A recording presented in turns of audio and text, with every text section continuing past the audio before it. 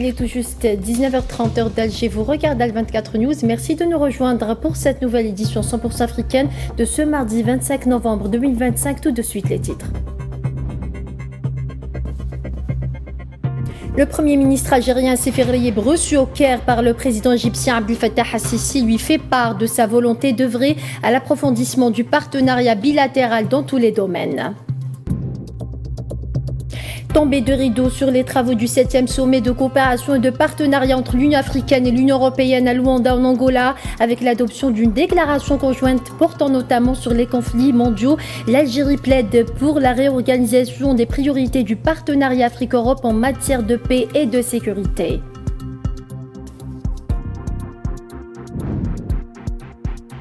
Sommet Union africaine-Union européenne en Angola, le président de la République sahraoui Brahim Ghali affirme que la participation de son pays aux travaux du 7e sommet entre l'Union africaine et l'Union européenne constitue un acquis pour le peuple sahraoui et sa juste cause, dont des déclarations accordées exclusivement à Al24 News.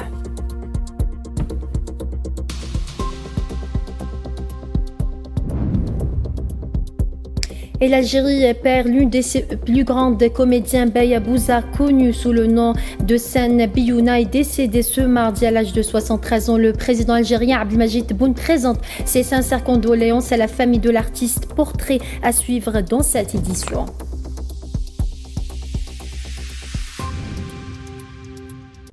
Bonsoir à tous. Si vous venez de nous rejoindre, le Premier ministre algérien Sefer Rayeb a été reçu ce mardi au palais présidentiel d'Al-Ittihadiyya au Caire par le président égyptien Abdel Fattah al-Sisi, auquel il a transmis les salutations fraternelles du président algérien Abdelmadjid Tebboune, lui faisant part de son estime, de sa volonté d'œuvrer de concert au raffermissement des liens fraternels entre les deux pays et à l'approfondissement du partenariat bilatéral dans tous les domaines. À l'entame de la rencontre, le président Abdel Fattah al-Sisi a exprimé sa haute considération pour le président algérien Abdelmadjid Tebboune, se félicitant des contacts permanents entre eux pour le renforcement de la coopération entre les deux pays. Il a également rappelé l'estime et le respect dont jouit l'Algérie auprès de l'Égypte, dirigeants, gouvernements et peuples, qualifiant l'Algérie et l'Égypte de deux piliers essentiels pour la préservation de la stabilité du monde arabe et de l'Afrique du Nord, saluant le niveau des relations bilatérales et les projets de partenariat conclus entre les deux pays. Abdel Fattah al-Sisi a indiqué que l'Égypte était disposée à développer tous les efforts possibles pour promouvoir la coopération bilatérale et les échanges économiques au niveau des potentialités des deux pays, tout en souhaitant plein succès aux travaux de la 9e session de la Grande Commission mixte prévue demain. Pour sa part, le Premier ministre algérien Sefer Rayeb a salué la profondeur des liens historiques unissant les deux pays et peuples frères et la volonté de leurs dirigeants de poursuivre le renforcement de la coopération bilatérale.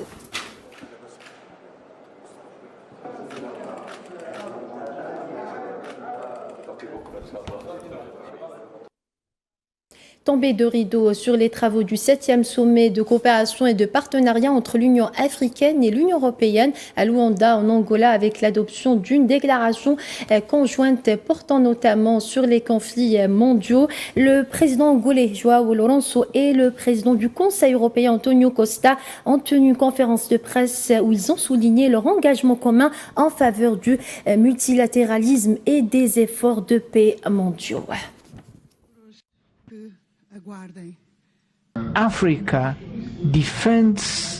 L'Afrique défend la justice, défend les principes et continue à défendre les principes. Nous défendons le droit à l'indépendance, à la souveraineté et à l'intégrité territoriale. We reiterate our unwavering support.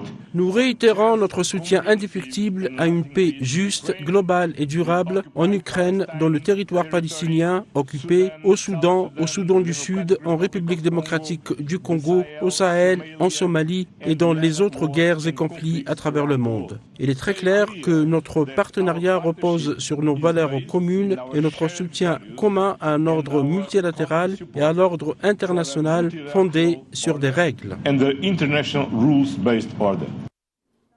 Et pour parler de ce sommet Union africaine-Union européenne, nous avons avec nous en direct notre envoyé spécial à Luanda en Angola, Tinhinen Makassi. Bonsoir Tinhinen, quels ont été les principaux thèmes abordés lors de cette deuxième et dernière journée du sommet?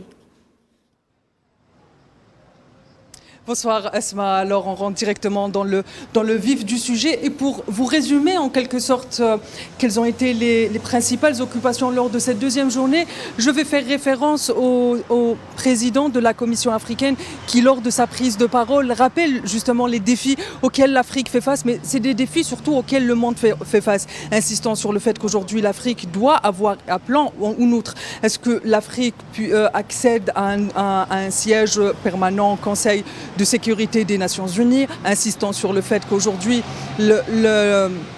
les mécanismes de financement mondiaux doivent être réformés et c'est une réforme profonde à laquelle aujourd'hui l'Afrique appelle. Elle appelle aux réformes de l'ensemble des institutions financières mondiales pour que les partenariats gagnants puissent devenir effectifs sur le terrain. Effectivement, aujourd'hui, lors de cette deuxième et dernière journée de travaux ou de conclave, la question des financements, la question des réformes était au cœur des préoccupations des dirigeants africains. Les dirigeants européens de leur côté ont compris que finalement que ce sommet représentait un tournant dans lequel il est question aujourd'hui de revenir à des relations plus équilibrées, plus saines et surtout donner le là finalement ou donner le point de départ de nouvelles relations internationales ou de redéfinir les relations nord-sud par des partenariats équilibrés, par des partenariats politiques tels que appelés de leur vœu par les dirigeants de l'Afrique et les dirigeants du Sud global. Parce que finalement, lors de ce sommet, ce qu'on peut retenir, ce n'est pas seulement l'Afrique qui parle quand on parle de réforme, quand on parle d'un siège permanent au Conseil de sécurité des Nations Unies. C'est le Sud global qui parle. C'est la nécessité de revenir à des relations internationales équilibrées et saines. Tinhinen, quels sont les points forts de la déclaration finale conjointe du sommet? Les déclarations, comme vous le savez, ce sommet, et vous le disiez d'ailleurs dans les sujets que nous avons passés tout au long de ces 2 jours à Al24 News, la question de la sécurité a été au cœur des préoccupations. Lors de cette déclaration commune entre les dirigeants de l'Afrique, de l'Union africaine et les dirigeants de l'Union européenne, il a donc été question naturellement de sécurité. Les dirigeants des deux organisations ont appelé de leur vœu à ce que la paix règne dans le monde, notamment les conflits de haute intensité. D'abord en Europe, le conflit en Ukraine, insistant sur la nécessité qu'aujourd'hui les feux s'éteignent sur l'Ukraine, mais aussi en Afrique, parlant notamment de l'abcès sécuritaire au Sahel, de la situation au Soudan. D'ailleurs, les dirigeants, l'ensemble des dirigeants des deux organisations ont fortement condamné les exactions et les crimes commis par les forces de soutien rapide au Soudan et appelant à une paix, à un cessez-le-feu immédiat au Soudan et à la protection des civils. Ils ont aussi exprimé leur solidarité avec la Palestine occupée et l'ensemble des régions dans le monde où les armes parlent, où les conflits sont en cours. Par ailleurs, comme je le disais à l'instant, ce qu'on peut retenir comme un point fort de cette déclaration, c'est ce tournant finalement, ce tournant qui insiste sur l'idée qu'aujourd'hui les relations entre l'Afrique et l'Union européenne, qui sont des relations historiques. Tout au long de cette journée, tout au long de ces 2 jours et même dans la déclaration, on insiste. Il y a une profondeur historique dans les relations entre les deux côtés. Finalement, les deux organisations sont dépendantes l'une de l'autre. Mais il faut aujourd'hui aller vers des relations équilibrées et politiques. Tinhinen, un des moments forts de cette deuxième journée du sommet était l'intervention de Ahmed Attaf, ministre d'État, ministre des Affaires étrangères de la communauté nationale à l'étranger et des Affaires africaines, qui appelait à renforcer la diplomatie africaine. Alors Asma, vous ne croyez pas si bien dire, ce n'est pas seulement un moment fort finalement, le ministre d'État algérien et chef ministre des Affaires étrangères algérien, a donné le temps de la journée, si ce n'est le temps de la rencontre. Lors de son intervention qui a duré 4 minutes, c'est le temps qui est imparti d'ailleurs à l'ensemble des intervenants, Ahmed Attaf a insisté sur plusieurs points. Ahmed Attaf, fidèle à la diplomatie algérienne, a mis finalement à donner le temps de cette rencontre. Comme vous le savez, l'Algérie regarde les relations internationales, regarde les choses avec beaucoup de réalisme. Et c'est ce qu'on retrouve, et c'est ce réalisme qui est propre à la diplomatie algérienne qu'on retrouve dans la déclaration de Ahmed Attaf. Ahmed Attaf revient sur la situation au Sahel. Rappelons que cette situation dans laquelle se trouve aujourd'hui le Sahel a été engendrée par les interventions étrangères. Fidèle à la diplomatie algérienne, donc Ahmed Attaf condamne les interventions étrangères, l'ensemble des interventions étrangères qu'il y a eu dans la région du Sahel, et rappelle que si aujourd'hui le Sahel se trouve dans cette situation, il faut revenir à l'origine du problème qui sont les interventions étrangères. Comme vous le savez, l'Algérie défend ou condamne l'ensemble des interventions étrangères, même en particulier en Afrique, qui a été le théâtre de bon nombre d'interventions étrangères, que ce soit la Libye, que ce soit le Mali.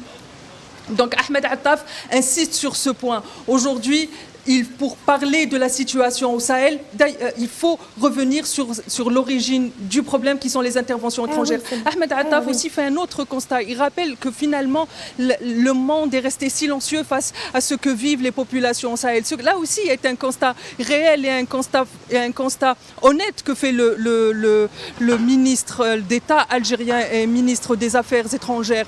Et un autre moment fort de cette déclaration, ça a été lorsque le chef de la diplomatie algérienne insiste sur le fait qu'aujourd'hui, les diplomaties africaines doivent revenir sur le devant de la scène. Au problème africain, les solutions ne peuvent être que afro-africaines. Et cette déclaration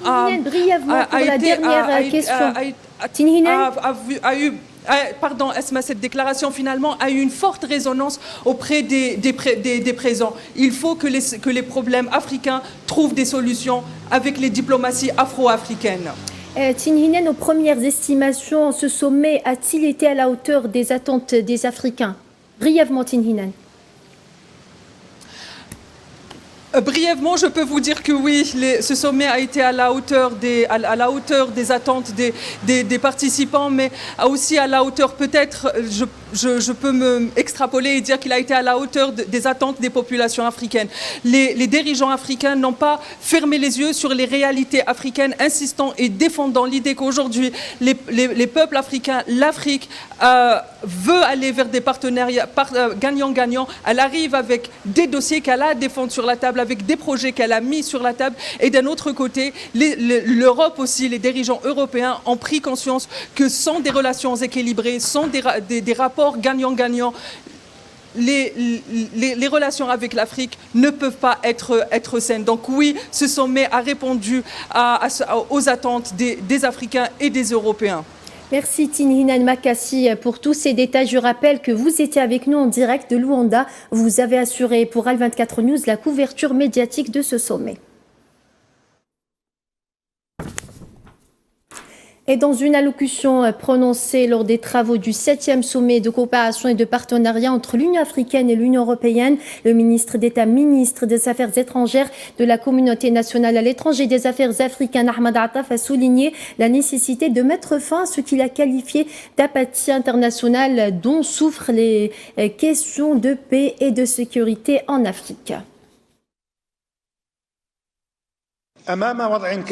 Face à une telle situation, l'Algérie appelle à une redéfinition des priorités du partenariat afro-européen en matière de paix et de sécurité. La priorité absolue doit être accordée à la fin de l'indifférence internationale dont souffrent les questions de paix et de sécurité en Afrique. Les défis auxquels notre continent est confronté ne sont pas de simples difficultés locales ou limitées dans leur portée, mais bien des menaces transnationales aux conséquences étendues au-delà des frontières des nations et des continents.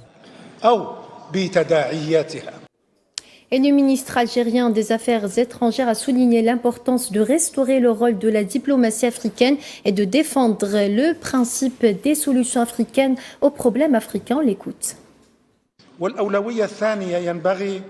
La deuxième priorité doit être consacrée à la réhabilitation du rôle diplomatique africain et à la promotion du principe des solutions africaines aux problèmes africains. En effet, notre organisation continentale a déjà démontré sa capacité à assumer pleinement son rôle chaque fois qu'elle a disposé de l'espace nécessaire pour agir et qu'elle a bénéficié du soutien international requis.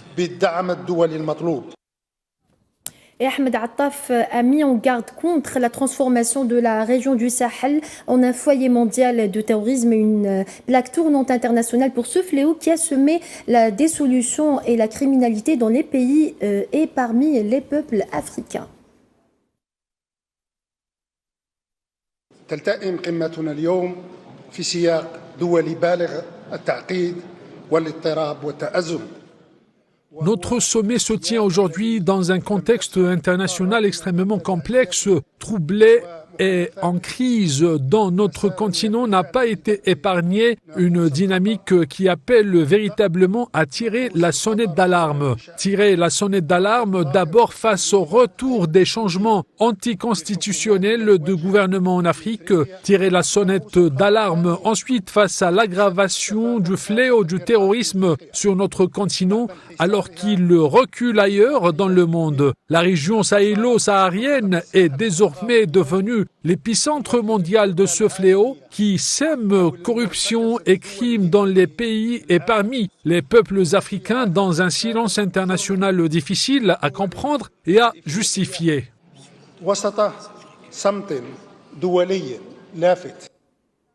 Et le ministre d'État, ministre des Affaires étrangères de la communauté nationale à l'étranger des Affaires africaines, Ahmed Attaf, s'est entretenu ce mardi avec le ministre tunisien des Affaires étrangères de la migration et des Tunisiens à l'étranger, Mohamed Ali Nafti, en marge des travaux du 7e sommet de coopération et de partenariat entre l'Union africaine et l'Union européenne. À cette occasion, les deux ministres se sont félicités du niveau exceptionnel des relations de fraternité et de coopération entre les deux pays avant de passer en revue les préparatifs en cours pour la tenue de la prochaine session de la Grande Commission mixte algéro-tunisienne. La rencontre a également permis aux deux parties d'échanger les vues sur les développements de la situation dans l'État frère de Libye et les perspectives de renforcement du rôle des pays voisins dans le rapprochement des points de vue entre les différentes parties dans ce pays.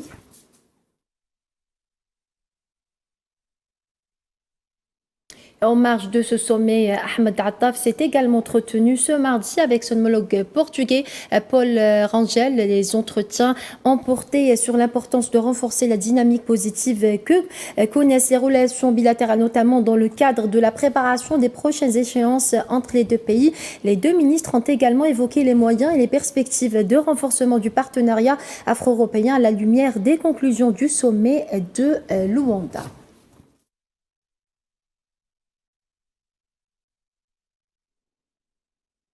Et la question sahraoui n'a pas été du reste de ce sommet lors d'une rencontre lundi avec le président sahraoui Brahim Ghali. Le secrétaire général de l'ONU, Antonio Guterres, a exprimé son espoir de voir les efforts de l'envoyé personnel conduisant dans les plus brefs délais au lancement de négociations sérieuses et sans conditions préalables conformément aux résolutions du Conseil de sécurité. Pour sa part, Brahim Ghali a exprimé l'appréciation du côté sahraoui des efforts du secrétaire général des Nations Unies en faveur de la paix et de la justice dans le monde et particulièrement en Afrique.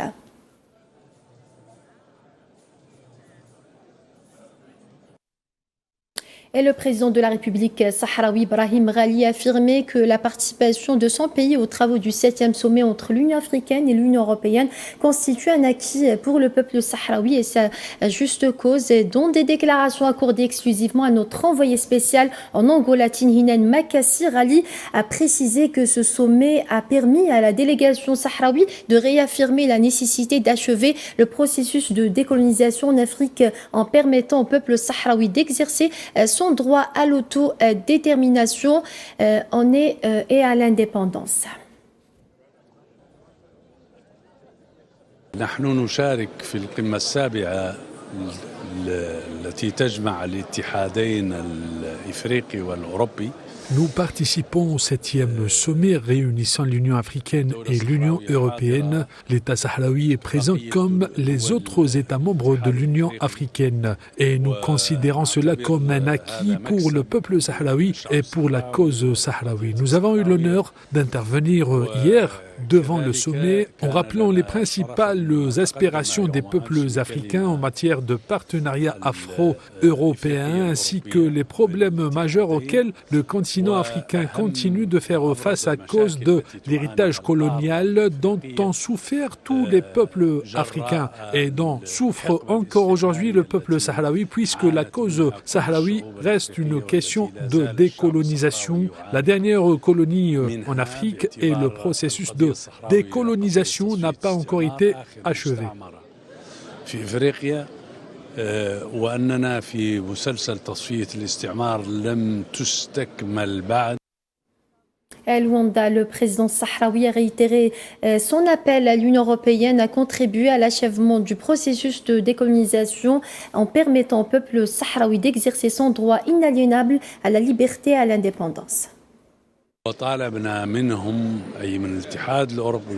Nous leur avons demandé en particulier à l'Union européenne et à nos frères africains de soutenir les efforts onusiens et africains visant à achever le processus de décolonisation afin que le peuple sahraoui puisse exercer son droit inaliénable à la liberté, à l'indépendance et à l'autodétermination comme l'ont fait les autres peuples d'Afrique, d'Europe et du monde en général.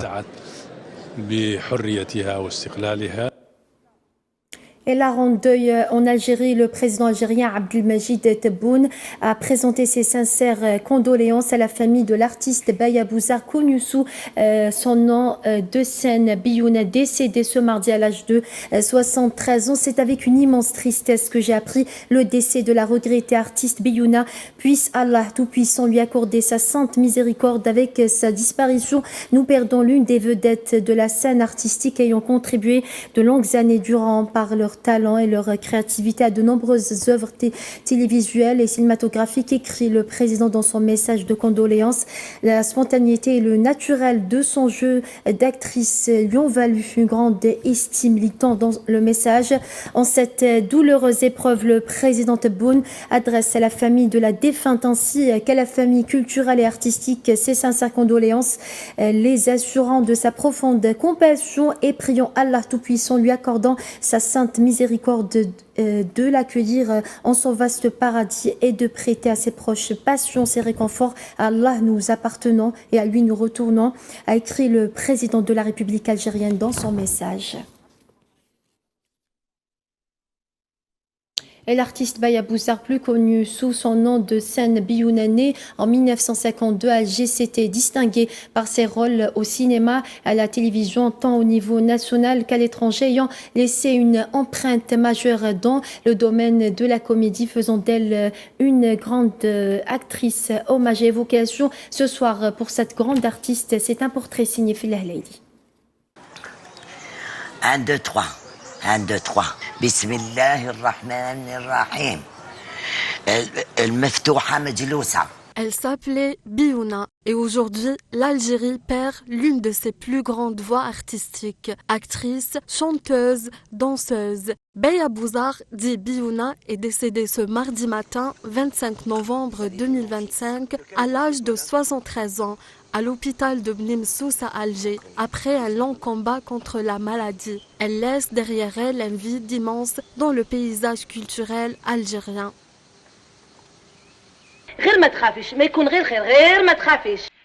Dès les années 70, elle a fait éclater son talent avec le réalisateur algérien Mustapha Badia, qui lui a confié le rôle de Fatma dans son feuilleton télévisé El Hariq, où son naturel et son énergie séduisent déjà un large public.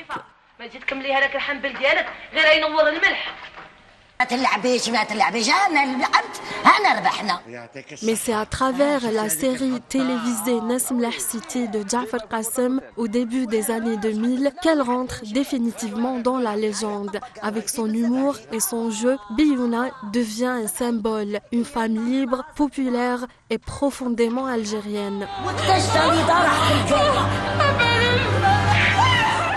Je m'appelle Algéria. À partir de la fin des années 90, Biouna s'exporte en France, notamment avec les films Harem de Madame Osman et Viva l'Algérie de Nadir Mouknesh qui la font connaître à un public encore plus large. Non, j'ai pas de doute.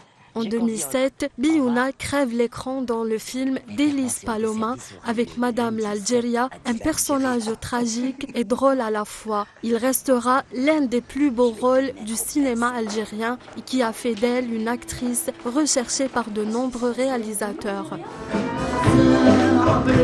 Parallèlement, Biouna mène une carrière musicale, sortant au début des années 2000 l'album Red Zone, puis Une blonde dans la Casbah et participe à des spectacles musicaux sur scène comme en studio.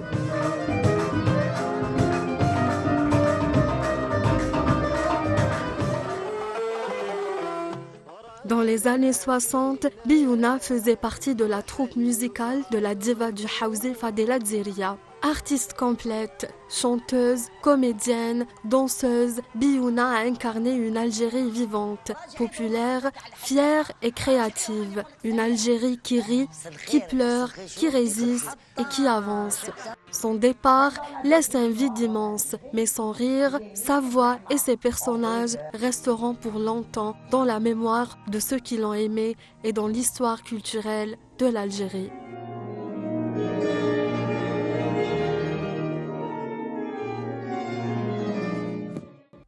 Et voilà, c'est ainsi que s'achève cette édition africaine. Excellente soirée à tous et à demain.